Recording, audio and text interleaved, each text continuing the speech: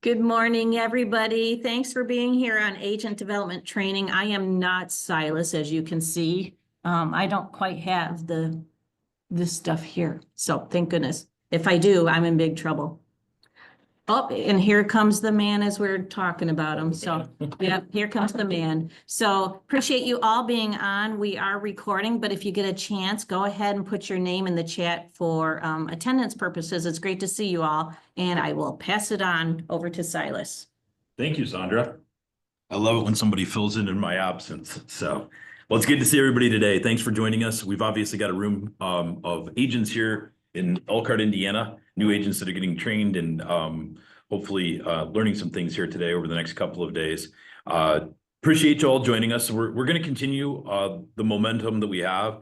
I know over the last 7 or 8 weeks now, we've been working our way through modules, kind of getting to the point. And we're working through the sales cycle. So for those of you that are in the room, I'll provide the recordings from the previous sessions so you guys can kind of get caught up on this. We started with technology and kind of moved into the beginning of the sales process and what it looks like to market your business and build referrals. And now we're getting more deeply into, once we engage with the consumer. Steve did a great job over the last couple of weeks here, kind of talking through the protection for life. I just want to reiterate, at its core, we have to make sure as agents that we are diagnosing before we prescribe. We got to make sure that we're asking questions and substantiating the need for the products before we actually sell a product. I just came off of a TVP call with 2 corporate attorneys. And one of the things that they talked through is just making sure that, sorry, I got to let a couple of people in, just making sure that when you do make a recommendation to a client, it is not a bundled recommendation, that the client understands what they're purchasing, whether it's the health insurance, the supplemental insurance, the life insurance, disability, long-term care insurance. Each one of those products fills its own specific need. And so we want to make sure that we're selling based on the merit of what the product is and what the client needs. And I don't think that can be done, effectively unless you're engaging in a process where you're asking a lot of questions and leading the client down a path where you're helping them self-identify needs that maybe they didn't even know that they had when they first sat down with you. And so I keep going back to again and again and again, this is a process. If you're just walking in and winging it and slinging product, I don't think that's the right way to engage with the consumer. It doesn't lead to long-term customer satisfaction, and it doesn't lead to that customer staying on the books and paying that premium and being a client of yours long-term. So I just want to encourage you guys. There is a process to this. It's a process that you should be practicing. It's a process that you should be, recording yourself and trying to hone and refine as you move forward. Obviously, the focus of today is going to be kind of the first piece of product, which oftentimes we engage with, which is health insurance. I tell a lot of agents, that are looking at coming into this business, that our secret sauce as an organization is that people raise their hand and ask for help with health insurance and with Medicare. And we use that opportunity to engage with them. And then, through that engagement, we're able to open up the doors for other product offerings that we have in our portfolio. And so understanding health insurance is really important. I think one of the things Steve's going to address here today, though, is you can't spend 40, 50, 60 minutes just talking about health insurance either, right? You've got to be able to quickly navigate that decision tree for a consumer to get them into the right insurance product right out of the gate so that you have the time to be able to talk about the gaps and holes, the high deductibles, the narrow networks, all the pieces that are, a part of health insurance today. So I'm going to go ahead and make sure that we can share. Yep. Thank you, Sandra. You already did that for me. Cav, are you ready to rock and roll? Yes, sir. Woo. All right. We got it a little bit loud on our end, but turn it down just a hair. Turn your hearing aids down. I needed to dial them back a little bit. So I appreciate you continuing to educate us and help us. I'm going to turn things over to you, and I'm certainly here to help guide if you need anything along the way. So the floor is yours, my friend. All righty. Can you guys see my screen? Thumbs up, someone. Duke, can you see it? Okay. All right. So, as we kind of reviewed what we've done the last few weeks is, we talked a little bit about marketing. We talked about using the phones. Last time we met, we talked about the, why salespeople fail. We introduced the protection for life. We've already talked about, using a fact finder like Silas says, so you can diagnose before you prescribe. And now we're going to move into designing the plan, and we're going to focus on health insurance today. But before we actually get into, I'm going to spend a lot of time on Health Sherpa and show you how I use that. I think there's some very unique tools in there. And if you learn to use it properly, you can actually do what Silas said and really cut down the amount of time you spend on the health plan. Because again, if you remember from last week, for those of you who are on the call, consumers now, by the time they get to us, more than likely they have been inundated with information. And it's really our job to weed through the noise and help them find the right recommendations. When it comes to health insurance, there's a pretty good chance of that everyone we're talking to has already probably gone on healthcare.gov and has probably been overwhelmed with all the different plans and stuff. And if we can take that, narrow it down to a few choices, that's really going to make the interaction a lot better for them. But before we get into that, there's something we need to talk about, and it's what I call changing the deductible paradigm. And so for most of the people I sit down with, and for the new people that's in Silas's class, one of the first things you're probably going to have to do is you're going to have to change the way you think about health insurance, because especially if you've been used to health insurance in corporate America, the health insurance that people are used to for employer group plans are not the insurance that individuals have. And one of the biggest things is I anticipate going into every interaction that most people are going to view lower deductible plans as the best kind of insurance. And what we have to do is we have to change that paradigm. And the key to doing that is to show them mathematically that higher deductible plans are actually more cost effective. And the way that you do that is what's called potential risk.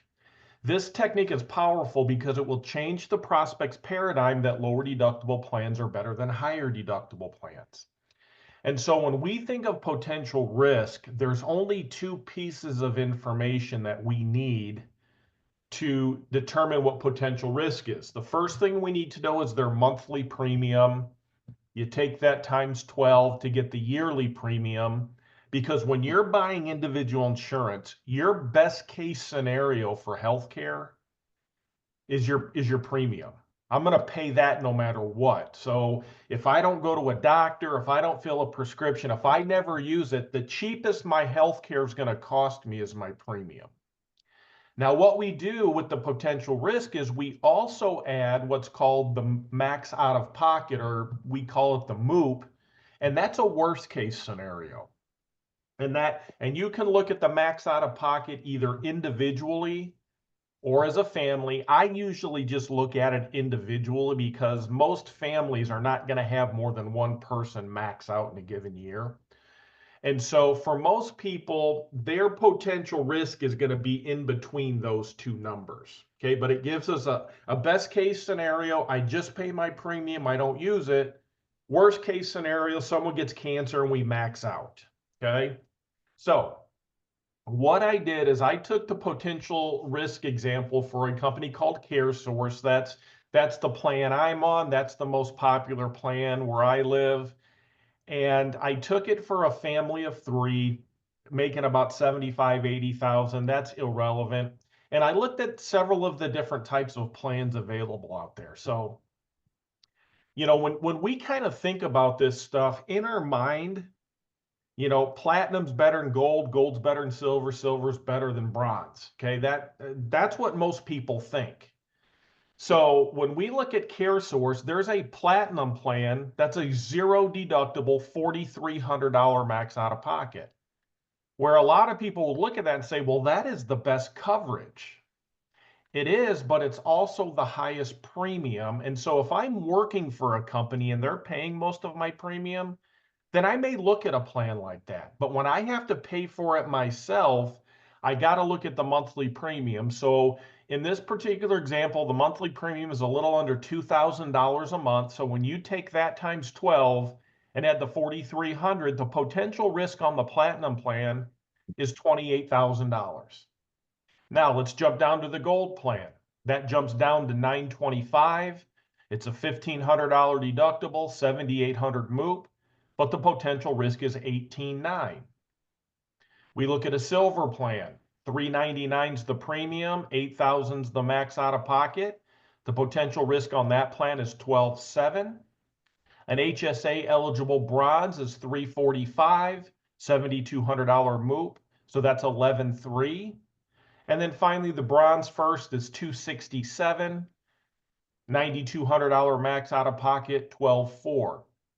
And so when we look at this, guys, if we think of a scenario like, if I get cancer, would I rather pay 28,000, 18,000, 13,000, 11 to 12,000? And most people are going to look at it and say, I want to pay around 12 grand.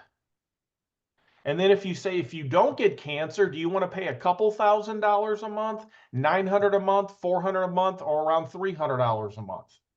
And most people are going to tell you, I want to pay the $300 a month. So just with those two questions, guess what they chose? A bronze plan. And it's so funny because a lot of times I will walk into appointments and people are like, I just really want to see the silver and the gold. I don't want to do the bronze. And when I explain this to them, guess what they buy 99% of the time? The bronze. Because again, it's the most cost-effective plan if you get sick. It's also the most cost-effective plan if you don't get sick. And so it really comes down to, you know, in most cases, do I want to fund an HSA? Because again, with an HSA, you're going to have the lowest max out of pocket. Or do I want a traditional copay plan because we go to the doctor all the time? Then it's the bronze first. And so that's kind of how this thing works. And so when I sit there and look at these different products and I determine when am I going to recommend certain products, quite frankly, guys, I've been doing the ACA since 2014, since it started. So has Silas and Sandra. And I can't ever see a situation where the platinum or gold would be the best option. I mean, it may come up sometime. I just haven't run into it yet. Okay. Now, a silver plan may be the best option if they need brand name drug coverage or if they qualify for cost sharing due to low income. And a lot of this should make more sense to you when you deal with Gary tomorrow. The bronze HSA, I will recommend that if they're willing to fund an HSA or they simply want the lowest max out of pocket. Because, you know, I have a customer of mine, he takes a shot that's like 10,000 a month. He hits his max out of pocket the first month. So he just takes the HSA because he's going to pay the 7,200 and then he's done for the rest of the year. But there's other people that want to use an HSA. I know Silas has an HSA. I have an HSA. But again, if you have someone who's not willing to fund it, I mean, because there are some people out there that don't even know how to spell HSA. And so to try to explain it to them is kind of tough. And they just want the traditional copay. And so a lot of people, in my case, the bronze first is for those who wish to have the lowest premiums and copays for doctor visits. Because here's one of the biggest problems that we have found throughout the years with high deductibles. Because our company was, you know, and Silas will remember this, our company was one of the first companies to go to high deductibles when people still had lower deductibles. And the biggest complaint we used to get from people is they would say, this insurance sucks, it doesn't cover anything. Well, yeah, it does. It covers everything. It's just all going towards your deductible. So the nice thing about the bronze first is you can still have a high deductible, high out of pocket, lower premiums, but you can have copays for doctor visits and generic drugs. And so a lot of people, they actually feel like they have health insurance. And so that's kind of how I look at this when I'm thinking about, first of all, what plan should I offer people? Again, like I said, platinum, gold, I'll show them the gold. Most people never buy it. And I'll show you why I show the gold in a little bit. Again, silver plans, if they're low income and they need cost sharing or they need brand name drugs because maybe they're on Eliquis or Ozempic or something like that. And then the bronze HSA or the bronze first, it's really going to come down to, do you fund an HSA or are you willing to? And if they're not, I'm just going to do the traditional copay plan. So Silas, do you want to jump in and add anything here before I jump on to Health Sherpa? Oh, do I? I got Yeah, all go kinds of ahead. ideas. So, two things I just want to touch on really quickly. First of all, with that potential risk model, when you think about the monthly premium times 12 plus the maximum out of pocket, I think that's really great to use. Maybe not every client meeting, but more importantly, to convince yourself as to what this decision tree should be for consumers, right? I think it just makes logical sense. I don't use that every single time with the consumer, but I will say there's a lot of times where you do need to get into the weeds a little bit on that and say, let me show you something. So I think you kind of want to have that in your hip pocket, to be able to understand that potential risk and, take them through that. The second thought that I have is that, especially for those of you that are in the room or those of you that are new agents out there, when you go on Health Sherpa or the marketplace, it's almost overwhelming how many different products there are. And some of them are just like little nuanced differences. What we have done as a territory is we have built out the starter pack that is in your 3-ring binders. For those of you who have recently gone through training, you have a starter pack, and there's specifically 3 products with each carrier that we want you to memorize and understand and know. So we're trying to simplify this down for you. And I will say those 3 products are what we sell 99+% of the time. So if you think about it, it's that lowest cost bronze plan. So that bronze first, the one at the bottom of Cav's screen there. I think you've got to know that because some people just want the lowest price and they want copays on little things like doctor's visits and prescriptions. So that is a very popular plan. The second plan you need to know is the HSA approved plan. Most carriers only have one HSA approved plan, and it's usually in the bronze category. I think I will tell you over 90% of my clients are in an HSA approved plan, including myself. And if we have time, I might address to you today kind of why I think that's the best plan. And then you've got to have a good silver plan in your portfolio.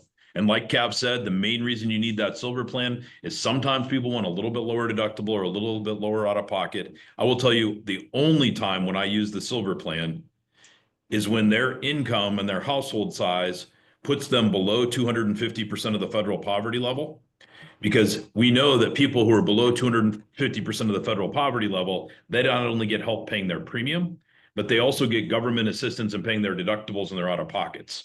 So there are times that that plan is really a sweet spot for somebody who's below 250% of the federal poverty level. Now, our systems, whether it's Quote Connect or Health Sherpa, will help guide you and help you understand that right out of the gate. So you don't have to know those things. But anytime you see someone has, out of pocket cost sharing subsidy, you've really got to think hard, I think, about a silver plan. Even if they say they want to use an HSA or they want the lowest premium, oftentimes that silver plan is going to be best. So I just think the carriers you're going to represent, you got to know those 3 products: the cheapest bronze, the HSA bronze, and a good silver plan. And you can run with that and be perfectly confident that you can really almost discard those other plans that you see on the marketplace. That makes sense? All right, Cav, that's all I got right now. All Anyway. right, thank you.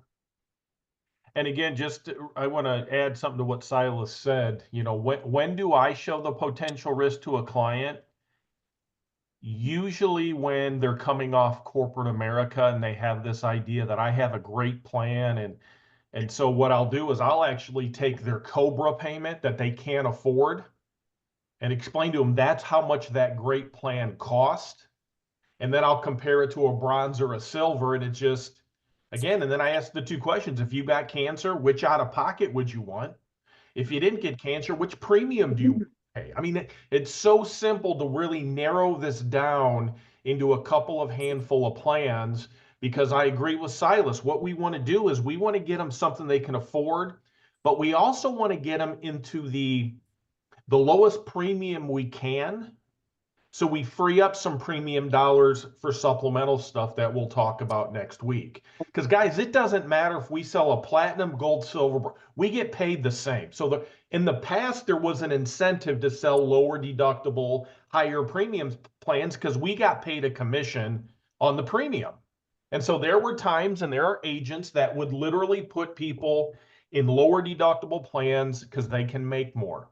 I'm so glad they changed that to where we actually, at least in Indiana, we just get a flat fee for whatever we sell. So I think it levels the playing field. I think Michigan still has a little percentage, but I don't think it's significant enough to where it even matters. But that is when I really do the math in front of people, is is when I'm sitting down and they're kind of telling me why they need a gold plan because they need the lowest deductible, and I just mathematically show them that it's ridiculous and they don't need it. Okay. So now we're going into how do we actually show people plans? There are actually two different ways we can do it. The first is we can do it right through Quote Connect. And I'll come back to this if we have time, because in my opinion, this is not where you should be talking health plans. I think going out to Health Sherpa, there's so many different things that are better about that makes it easier to explain, that I don't even want to take the time here. Because what ends up happening is that even if you do it on Quote Connect, you're going to end up in Health Sherpa anyway. And I know there's some advantages to pulling data and all that kind of stuff. And so we can have that argument later. But when I'm going to go talk to someone initially, I come to Quote Connect and I hit this button right here, EDE Management. And when I do that, that'll take me to my Health Sherpa homepage. Now, for those of you that are new, what's going to happen is the first time you go to this every day, you're going to have to integrate with the marketplace. There's a button you hit. I've already done it just to save time. But once we're in here, there's a lot of different things that you can look at. So first of all, this is a nice place for all your clients are. And so when you write people, it has all the clients in there, and you can go back and hit it. And if you ever need to look at anything, you can. Okay. If you have someone you're just quoting, it creates a lead that you can work on, and eventually this is someone that actually hit my Health Sherpa has a link that I sent out to somebody because they didn't really want to meet with me. So I sent this out and they just kind of did a little shopping. So now I can go in here and I can kind of see what they were looking at, stuff like that. But again, that's just one of the things I like, that if I have somebody that doesn't want to meet with me and they just want quotes, I'm not going to waste my time and give them quotes. I'm just going to send them a link and let them go look themselves. Because a lot of the times, once they see all the different plans, they get overwhelmed and they'll call you back if they're serious. If they're not, you just saved yourself a bunch of time, which we talked about last week. Is, you know what, the biggest thing that we want to do is we want to save time, because most salespeople spend way too much time chasing somebody that's never going to do anything. And so if we have these kinds of links where people can do their own, that's what we want to do. Hey, Gav, real quick, I just want to clarify. So when you click on the EDE, what that stands for is Enhanced Direct Enrollment. EDE is Enhanced Direct Enrollment, just so you know. And for those of you that are new on the call or in the room, Health Sherpa is a third-party platform that we white label and pay for to power our systems. It is, I think, over half of the ACA enrollments that happened last year across all companies were done through Health Sherpa. So that's why we leverage Health Sherpa, and it's kind of embedded inside of our system. So go ahead, Cav. All right. So when I'm in here, the very first thing that I choose to do before I ever talk deductibles and copays, if these people are serious and they're looking because maybe they have a special enrollment. I've got an appointment with someone tomorrow night where they just lost their insurance. They have a special enrollment. So what I will do is I will actually search the marketplace. I'll put their information in to see if they have anything in the marketplace. Now, most of the time they don't, and it just starts a new application. But sometimes they have actually gone in and tried to do this themselves, and a lot of the stuff's already filled out. So that's why I want to look. Now, another thing that you're going to get is you're going to get people that, we talked last week about one of the things that's going to happen is we're going to get what's called a not now. You're going to start talking to people. They're going to want to talk to you because they're thinking about retiring in 3 or 4 months. They need to know what healthcare, maybe it's a referral from a financial planner. And so it's like they're just looking for numbers right now. Well, in that case, I am not going to start a marketplace. I'm not going to do an eligibility notice. I'm just going to do a quote just to get them some numbers. Okay. But if I know we're actually going to do something, the very first thing I do is I search them on the marketplace, and then I do what's called the eligibility notice. And the reason I want to do that first is because there has been times in the past where I picked out their plan.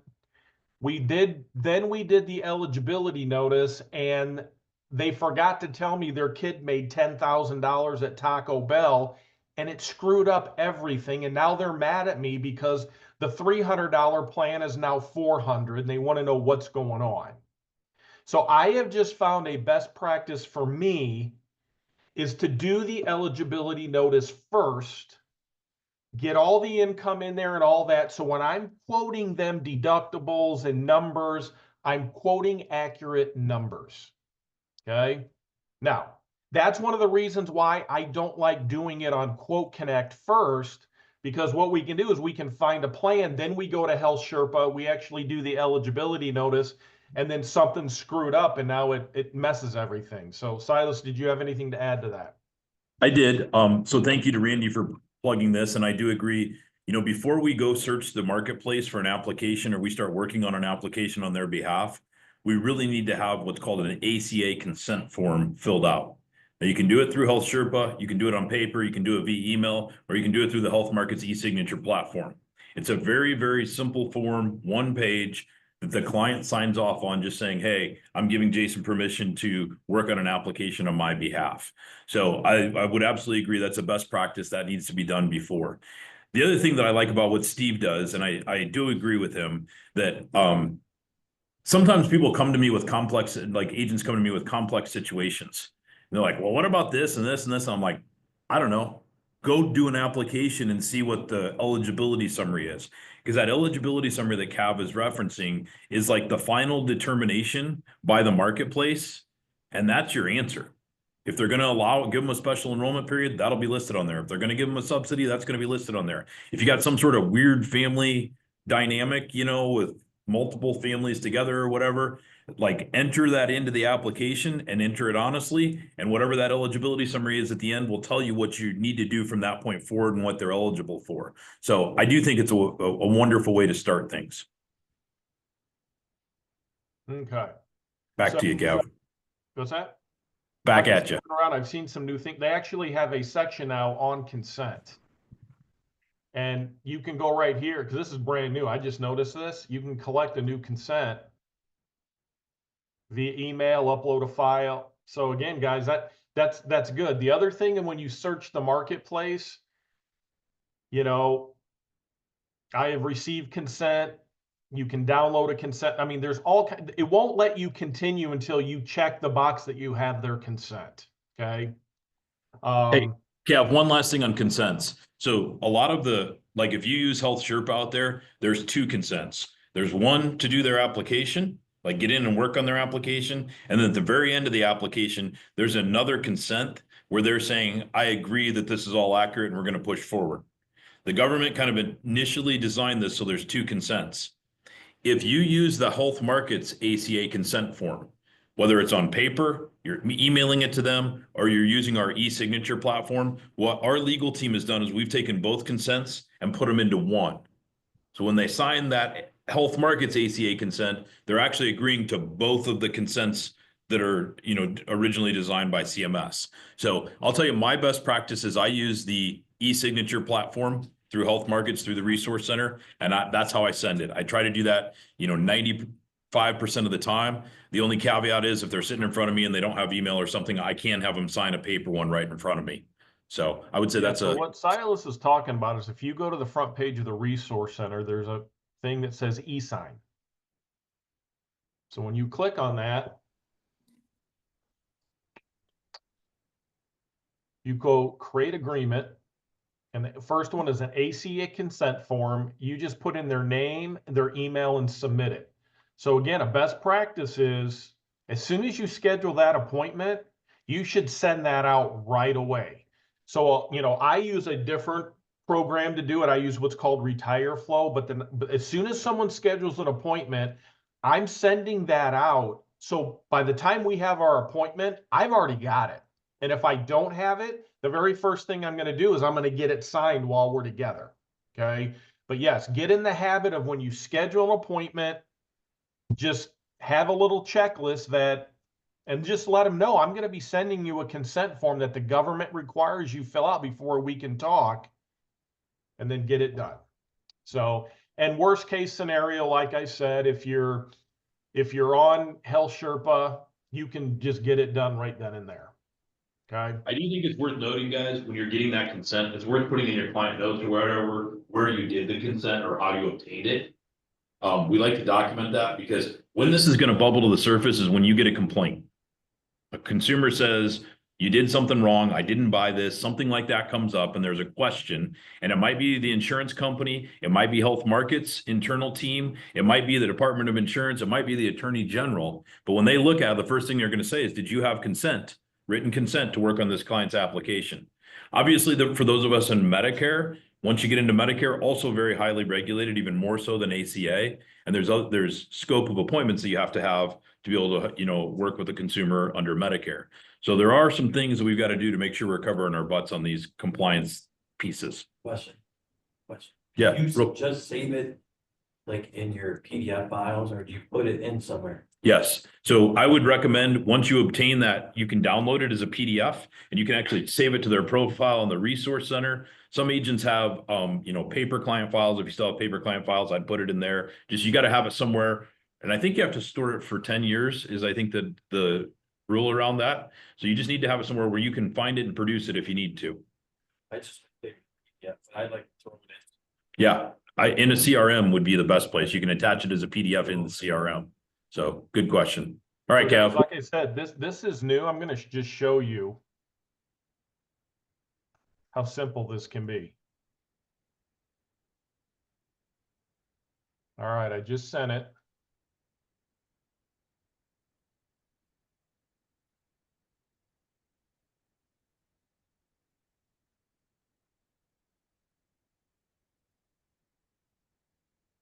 Full name. I don't even know what name I sent it to. You use Steve instead of Steven. Change it to Steve. Just get rid of your N. Thank you for being perceptive. Wow, that is pretty easy. Go back over to Sherpa. I want to see if that's in a PDF form that you can download it then. Yeah, look at that. Download it. There it is. Oh, yeah. Yeah, that's new. I've just noticed that for the first time, so that's pretty slick.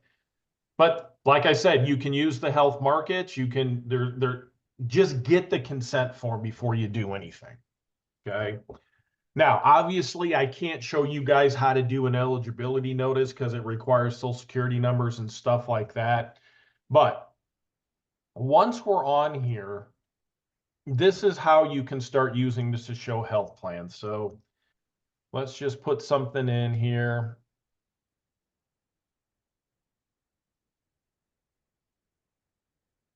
I'll just use my family.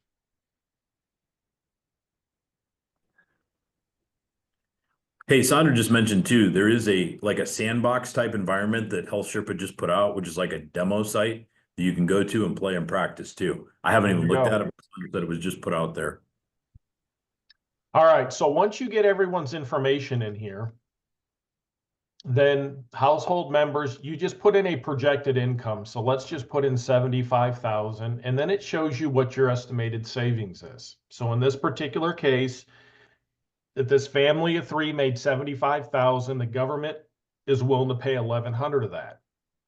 And so now we go down to the plans. And so the very first thing that I explain to people is I go to the carriers right here, and I explain to them that the marketplace is standardized. So all these plans pretty much do the same thing. The biggest difference is network. So obviously I'm kind of talking over in Northwest Indiana. It may be different in Michigan. It's going to be different in Northeast Indiana.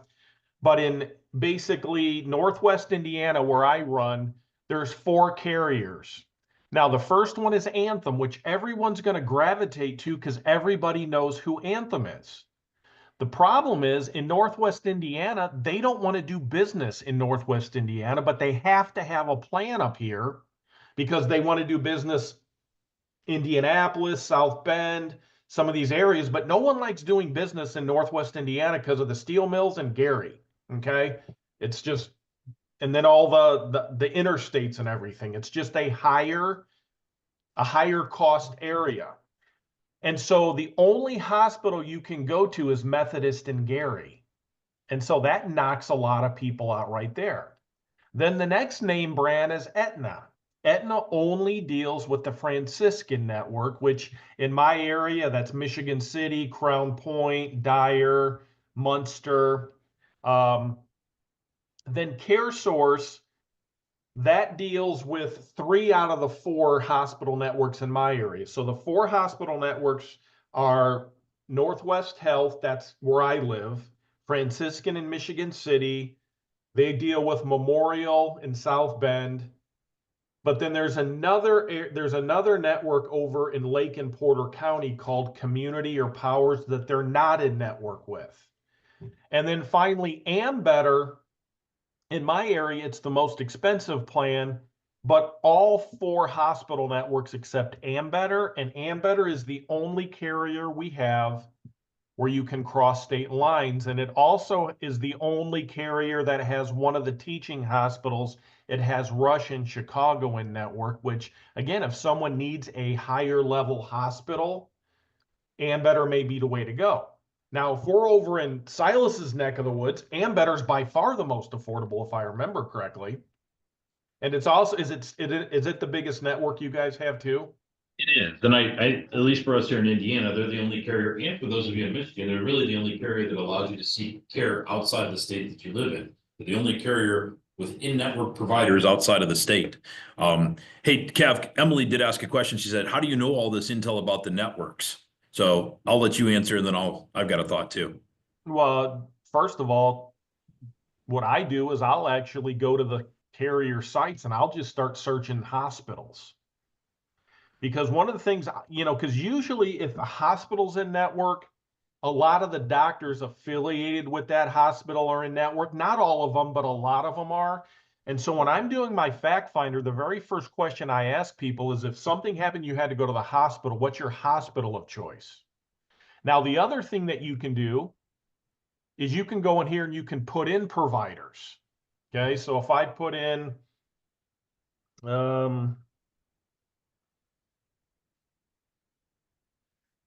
don't know how to spell Francis.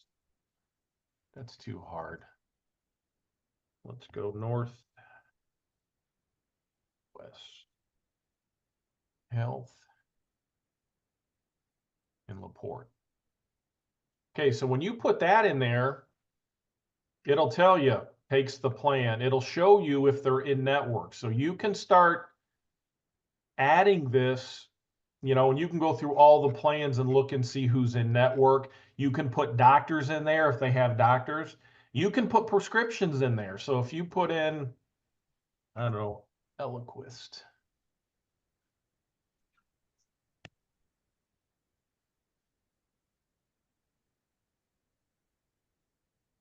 It'll tell you if it's covered or not.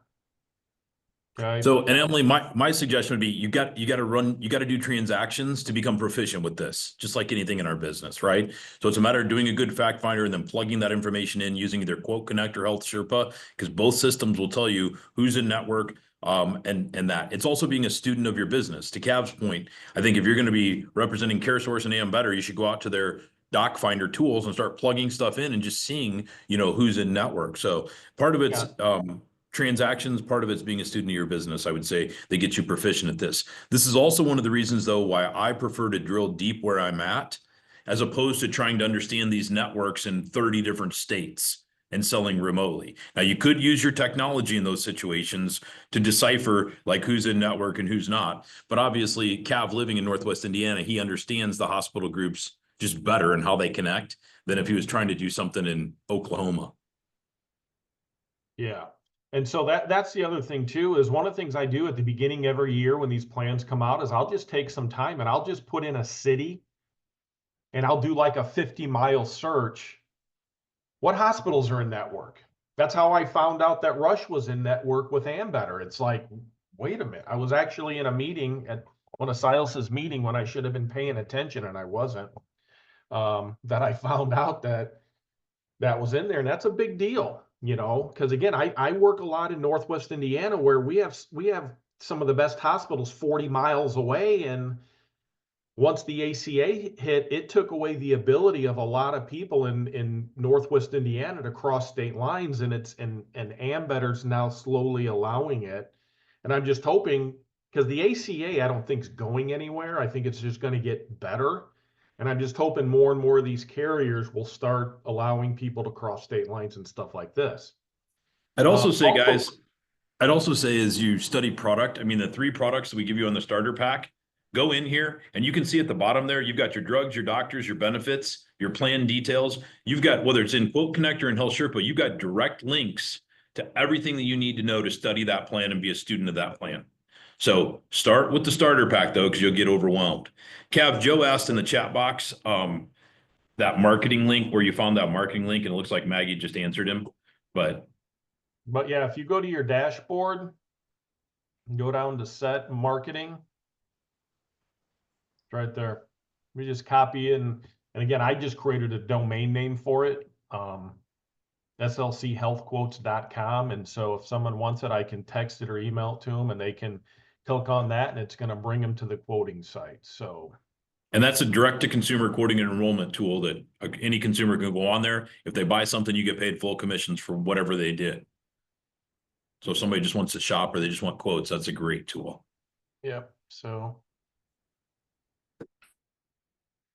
let me go back to here.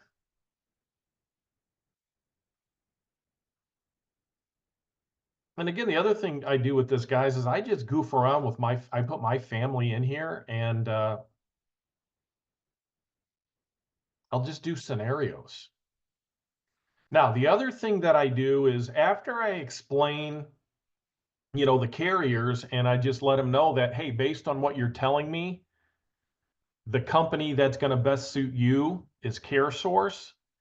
Then I will come down here to additional filters, and I'll just determine, am I going to show them the easy pricing or the HSA eligible? So I'll do the HSA eligible first, because that's just like Silas said, there's one plan's going to come up.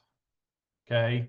Especially if you leave all these blank, all the plans will come up, but I'll usually pick the hospital or pick the carrier that's going to cover their hospital of their choice. And then when I do the fact finder, I just ask them, look, tell me a little bit about your current health plan that you're leaving. Was it a traditional group, or is it HSA? And if they tell me it's an HSA, then are you going to still fund it? Yeah, then I'll just hit eligible for HSA.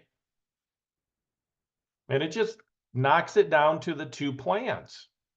So there's just the bronze, and there's a one with a little bit lower out of pocket, but it's a you know, it's a more premium, but it's less risk. And so I just compare the plans. And so now we can just literally look. This is why I like this instead of Quote Connect, because Quote Connect, you can't do this. You can't just go and do a side-by-side comparison. Now in this, it's pretty simple. It's really the max out of pocket. And actually, let's do the math on this. 743 times 12 plus 7,200. So the potential risk on this is 11,300. 617 times 12 plus 5,500. It's 13,000. Which one's going to make a better deal? Cheaper one. Yeah. That's how easy you can figure these things out, because everyone gets all wrapped up in this. And like I said, when you work for someone or someone's paying most of your premium, then this is a great deal. But for most people, this is better. And think about how much I'm saving them in premium here. Can I use some of that money to sell them subs? That's how you guys need to think about this.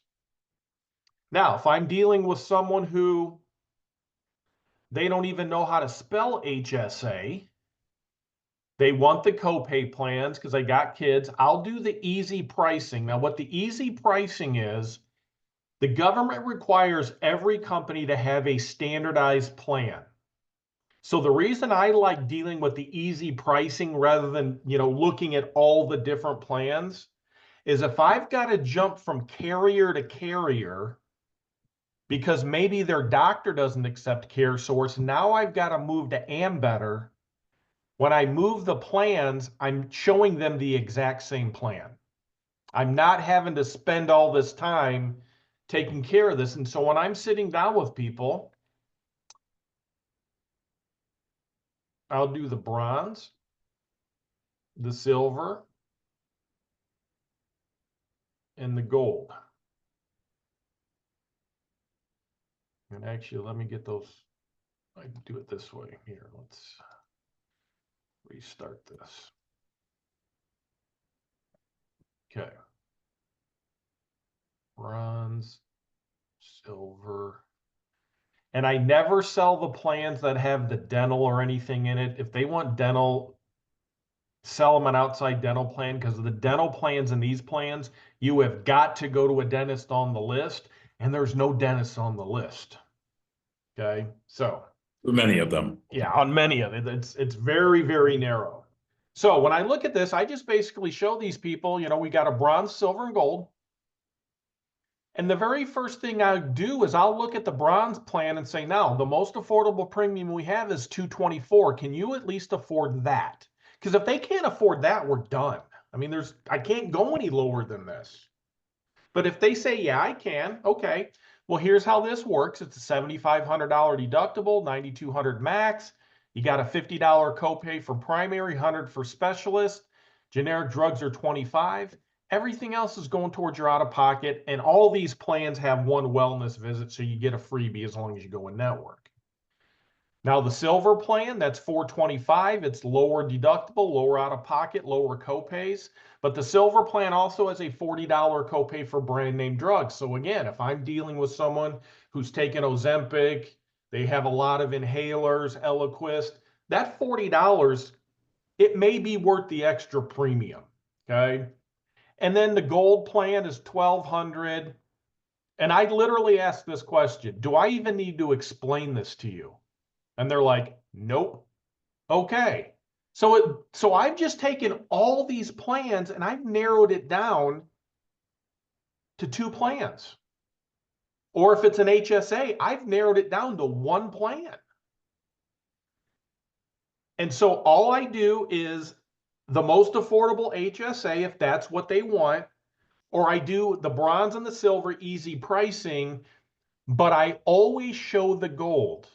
Now, that'll make more sense if you guys come back next week on why showing the gold is so important, okay? But once we get done, if they want to know more, you can actually hit the blank plan details, and you can go through, and it'll even give you more details on this. And so this is why I like doing everything through Health Sherpa instead of Quote Connect, because of the functionalities that this has. And I love this comparison sheet. You can do up to 5 up here. So you could put in an HSA in here if you wanted. You could put a couple silver plans in if you wanted to. It's just, I don't care how you do it. This is just how I do it. Because again, to me, all I'm trying to do is reduce their chance of medical bankruptcy. And the way I'm going to help reduce their medical bankruptcy is by getting them supplemental plans on top of this. No one's going to lose their house over a doctor copay. No one's going to lose their house over a lower, because they had a higher deductible. I know there's some plans out there where generics are only $3 and this is 25. Guys, if that's what you're focusing on, you're just like every other agent out there. They don't need you. They need you to protect them from medical bankruptcy. They need you to get them in a health plan that not only is it going to limit their exposure to $8,000 or $9,200, but you're also going to get them stuff that can pay the medical bills, pay the max out of pocket in an area they can afford. So with what time we have left, Silas, does anyone have any questions on this or? I think we got all the questions answered. There's two last things I want to add before we get done. I tell my clients that my job is to narrow this decision tree down very quickly for you. And I agree with the same process you're going through. We're looking at networks first. What network is going to work? In my neck of the woods over here, Ambetter is very attractive from a pricing perspective, and people like the fact that it's the only carrier that has in-network providers outside of the state of Indiana.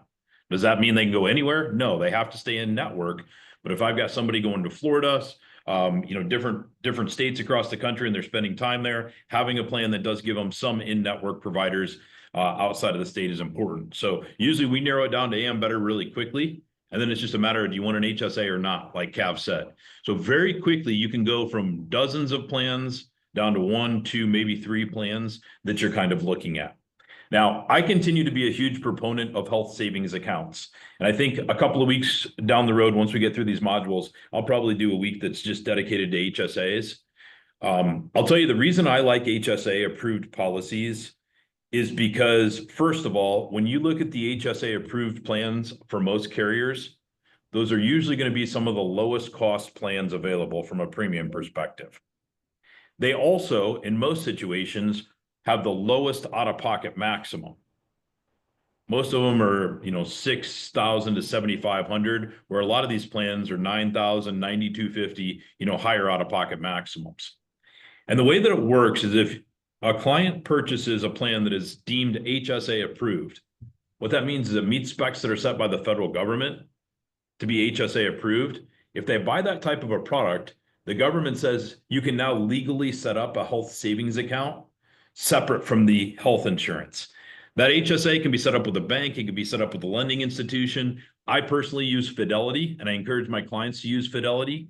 If you Google Fidelity HSA, they've got a landing page where you can enroll right online and start a health savings account. The big benefit of an HSA, though, is that when you're in an HSA approved plan, the government says you can legally put money into a health savings account, and whatever you deposit into that account up to annual limits, whatever you deposit into that account, you can write off on your taxes 100% at the end of the year. So it allows you to set aside tax-free money to pay medical bills with. And it's actually a triple tax advantage because the money that you put in is tax-free. You can invest that money and it grows tax-free. And then you can use that money to pay for out-of-pocket medical expenses down the road completely tax-free. So it truly is a triple tax advantage. On top of that, if your customer is in a tax bracket or an income bracket where they're qualifying for government subsidies, when they fund a health savings account, not only are they setting money aside to pay for future medical bills, but they're also lowering their adjusted gross income by the amount they put into the HSA, which helps them qualify for a higher government subsidy at the end of the year. So from an efficiency perspective, it's just an uber efficient way of doing things as well. So we'll do some additional training on HSAs. I'm at a point in my career where the vast majority of my clients go to an HSA, but it's because of how I explain it to them. It's one of the lowest cost plans. It has one of the lowest out-of-pocket maximums, and it's the only option where you can leverage that HSA to create a triple tax advantage. I saw Duke had a question, and I wanted to answer that. Do you have to itemize your deductions in your tax return? And can you use it? You can use the standard deduction. So whatever you put into a health savings account, like from zero up to the annual cap, depending on whether you're an individual or a family, whatever you put into it is what you can write off on your taxes. And if you look at your tax return form, your HSA contribution is right above the adjusted gross income. So it comes right off the top of the adjusted gross income. So it's really a sweet way to do it. Kevin said there's a line item on Schedule 1 that will permit the deduction. Correct. I would agree with that. So, Cav, I think you did a great job today. You actually did more Health Sherpa training than I anticipated, which I think is great. The more we can see and become familiar with Health Sherpa, the better. The big thing I'd encourage you in is we can't spoon feed this to everybody, right? A lot of this, you got to get in there and play with it. Where you're going to learn it, especially for those of you in the room, is when you got your first case. And maybe Sandra or myself or your sales leader can look over your shoulder and help guide you through it, you know, utilizing Zoom like this. So we can help guide you on it. But that's where you're going to get good at this, is when you have your first transaction that you're ready to execute. So what's next week, Cav? Supplements. Talking about supplements. And I think, you know, health insurance is an important part of what we do. But the statistic I share with clients, and it's the statistic that probably haunts me the most as an insurance agent, is that 78% of the people who file for medical bankruptcy actually had health insurance in place. That's crazy when you think about it. We're all buying health insurance to prevent ending up in medical bankruptcy, yet almost 80% of the people who get there had a health insurance plan in place. And I think that just speaks to the reality that there's a lot of gaps and a lot of holes. There's network deficiencies, there's high deductibles and out-of-pockets, and then there's all the indirect costs, like lost income and travel for care and experimental treatments and drugs that aren't on the formulary list. And I always reference the adult diapers somebody needs while they're going through chemotherapy treatment, and the dental work they have to do after that chemo because all the enamel's been rotted off their teeth. Like, those are the indirect costs that health insurance does not pay for. So if we're going to build a wall of protection around them and protect them from medical bankruptcy or financial ruin, we have to talk to them about supplemental insurance and filling these gaps and holes with some of the products in our portfolio. When you do that, your client is better protected. They're going to stick on the books longer and pay premiums longer because they bought multiple products from you. And your income also goes up significantly because you're cross-selling into other products. And then life insurance is just a natural progression of that conversation, which we'll get to that a couple of weeks down the road. So, Cav, Which is why we promote, you got to get these people in the most affordable health plan so you can free up some premium dollars to really protect them. Correct. 100%. Well done today, Cav. I appreciate your insights as always. I know the room's looking forward to meeting you here on Thursday. So you've got Thursday, actually tomorrow night at dinner, we'll have a chance to meet Cav. But thanks for being here, everybody. Hopefully you pulled something of value from this. We'll be back again next week. So take care. Have a great Tuesday. You're welcome, Cole.